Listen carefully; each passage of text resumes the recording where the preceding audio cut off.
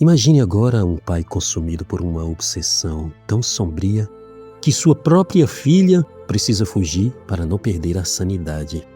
Esta não é apenas mais uma história de martírio, mas é a origem de um lugar onde o sofrimento mental passou a ser tratado com dignidade. Durante muitos séculos, muitas pessoas consideradas loucas atravessaram a Europa em direção a uma pequena cidade da Bélgica, buscando ali a intercessão de uma jovem quase esquecida. Naquele tempo, quase ninguém compreendia muito bem o que hoje chamamos de transtornos mentais. Para muitos, a melancolia, os delírios e o medo constante eram coisas misteriosas e assustadoras. Mas ali, em Rio, o tratamento era diferente. Ali os enfermos viviam livres. Eles eram acolhidos dentro das casas e podiam até sentar-se à mesa com as famílias. E é no centro dessa história extraordinária que brilha o nome de uma jovem irlandesa que enfrentou o próprio pai para se tornar a padroeira dos esquecidos. Essa jovem ficou conhecida como Santa Dymphna.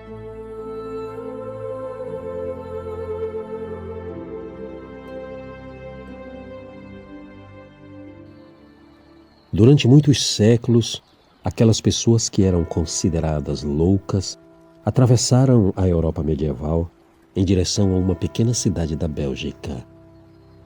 Elas buscavam a intercessão de uma jovem. O nome dessa jovem era Dymphna.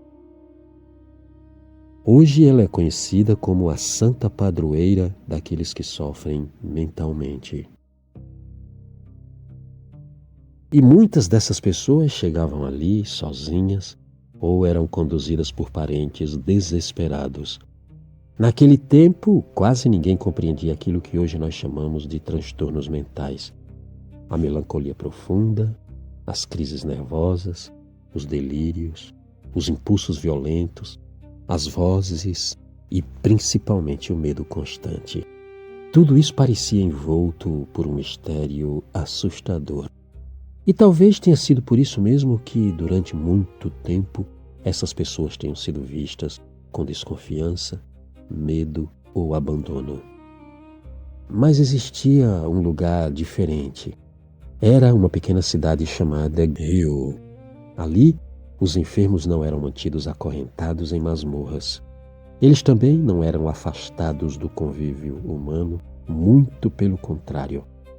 Esses doentes eram acolhidos dentro das casas e eles podiam até sentar-se à mesa com famílias comuns. Além disso, andavam pelas ruas livremente, vivendo entre as pessoas. E é no centro dessa história extraordinária que brilha o nome da jovem santa irlandesa. Dymphna era uma típica adolescente irlandesa do século VII. Para compreendermos a sua história, precisamos voltar a uma Irlanda antiga, um país envolto numa névoa de lendas e conflitos religiosos. Naquela terra, o cristianismo crescia lentamente entre reis pagãos e mosteiros isolados. Foi ali que nasceu Dymphna, por volta do ano 636. Segundo a tradição, ela era filha de um rei pagão e de uma mãe cristã profundamente devota. E desde cedo, a sua vida pareceu dividida entre dois mundos. De um lado, a autoridade rígida da corte. Do outro, a influência silenciosa da fé cristã trazida pela mãe. Pouca coisa sabemos historicamente sobre os primeiros anos de Dymphna. E, como acontece com muitos personagens do início da Idade Média, a história dessa menina mistura registros antigos, tradição oral e elementos hagiográficos. Porém, mesmo envolto em tantas incertezas, existe algo profundamente humano em sua trajetória. Acontece que a história de Dymphna não começa com milagres. Ela começa com uma perda. A sua mãe morreu quando a menina era ainda muito jovem. E foi depois dessa morte que algo começou a se romper dentro do pai. As fontes medievais descrevem um rei consumido pelo sofrimento e pelo desequilíbrio emocional. Um homem totalmente incapaz de aceitar o luto e deixar o passado morrer. A dor acabou se transformando em obsessão. O rei passou a procurar alguém que se parecesse com a esposa falecida. E ele chegou à conclusão que apenas a própria filha possuía a mesma aparência. E é aqui que a história de Dymphna deixa de parecer apenas uma narrativa religiosa medieval e se transforma em uma tragédia profundamente perturbadora. Porque, diante da pressão do pai, Dymphna tomou uma decisão extrema. Ela simplesmente fugiu. Fugiu não em busca de poder, não em busca de glória, mas simplesmente para preservar a própria fé e talvez a própria sanidade. Sem perceber, aquela jovem que fugia da violência acabaria se tornando símbolo de esperança para pessoas esmagadas por sofrimentos invisíveis. Dymphna não fugiu sozinha. Segundo a tradição, ela foi acompanhada por 2 cortesãos e por um sacerdote idoso chamado Jereberno. Ele era um homem com fama de santidade e que teria sido confessor e conselheiro espiritual da menina. O pequeno grupo deixou a Irlanda, atravessando o mar em direção ao continente europeu. Era uma fuga silenciosa, sem exércitos, sem proteção, sem destino certo. Apenas o medo constante de serem encontrados.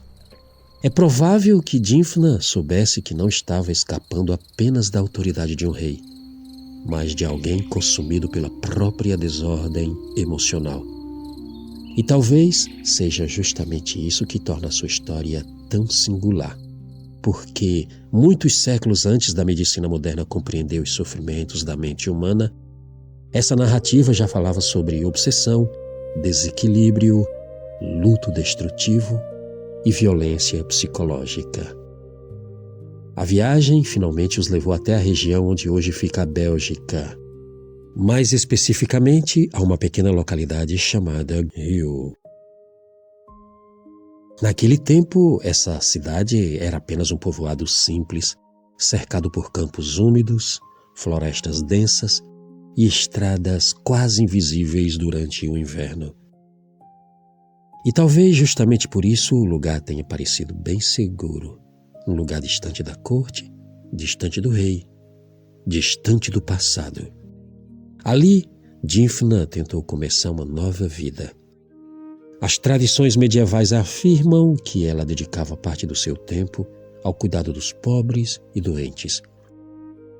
E aqui existe algo profundamente simbólico neste detalhe. Porque antes mesmo de ser conhecida como a santa dos doentes mentais, Dymphna já aparecia associada aos mais vulneráveis, aos mais frágeis, aos esquecidos, aqueles que viviam marginalizados. Porém, a paz da menina e de seus companheiros duraria pouco tempo. O rei jamais abandonou a busca pela filha. Movido pela sua obsessão, ele enviou homens por diferentes regiões da Europa até descobrir o paradeiro de Dymphna. E então, inevitavelmente, o passado voltou. As fontes medievais descrevem o reencontro quase como o choque entre 2 universos. De um lado, uma jovem tentando preservar sua liberdade e sua fé em Jesus Cristo. Do outro, um homem destruído pelo próprio sofrimento interior. Um rei incapaz de distinguir amor de possessão. Dizem que o pai voltou a exigir que Dymphna retornasse imediatamente com ele, mas ela recusou. E foi essa recusa que selou o seu destino. O que aconteceu em seguida atravessaria os séculos como uma das cenas mais sombrias da hagiografia medieval.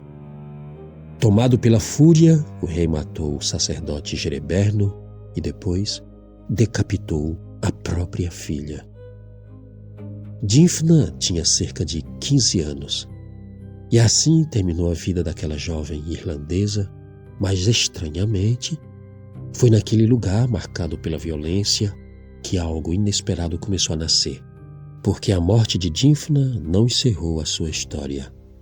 De certa forma, foi ali que tudo começou. O corpo de Dymphna foi velado e sepultado com muita reverência ali mesmo no povoado de Rio. E como acontecia frequentemente naquela época, histórias começaram a circular entre os peregrinos. Eram relatos de curas, mudanças repentinas, alívio de sofrimentos que ninguém sabia explicar. Mas, curiosamente, as pessoas que passaram a procurar Dymphna não eram apenas os doentes físicos. Eram também aqueles considerados mentalmente desequilibrados. Eram homens e mulheres tomados por crises nervosas, pessoas que ouviam vozes, pessoas mergulhadas em estados profundos de tristeza. Era gente que, em muitos lugares da Europa medieval, era tratada com medo, violência ou até mesmo superstição. Naquele período, a doença mental era um território quase incompreensível. Às vezes, a doença era interpretada como possessão espiritual, outras vezes, como punição divina, ou simplesmente como loucura incurável. E talvez por isso aquela cidade tenha começado lentamente a se tornar um lugar diferente. Os peregrinos chegavam ali em busca da intercessão de Dymphna, e aos poucos, algo extraordinário começou a acontecer. As famílias moradoras da cidade passaram a acolher essas pessoas doentes dentro das próprias casas, não em celas, não em asilos afastados, em masmorras, mas dentro da vida comum. Essas pessoas comiam, trabalhavam juntas, andavam pelas mesmas ruas e eram tratadas com grande dignidade. E talvez seja isso que torne a história da cidade de Rio algo tão impressionante. Porque séculos antes de muitos debates modernos sobre humanização psiquiátrica, aquela pequena cidade medieval já praticava algo simplesmente radical, ou seja, a convivência. Os habitantes da cidade passaram a enxergar os enfermos não como monstros, mas como pessoas. Pessoas feridas, pessoas frágeis, mas pessoas que continuavam humanas, apesar de todo o seu sofrimento. E, com o tempo, o número de peregrinos cresceu tanto que o próprio santuário já não conseguia abrigar todos. E foi aí que a cidade inteira se transformou numa espécie de refúgio coletivo.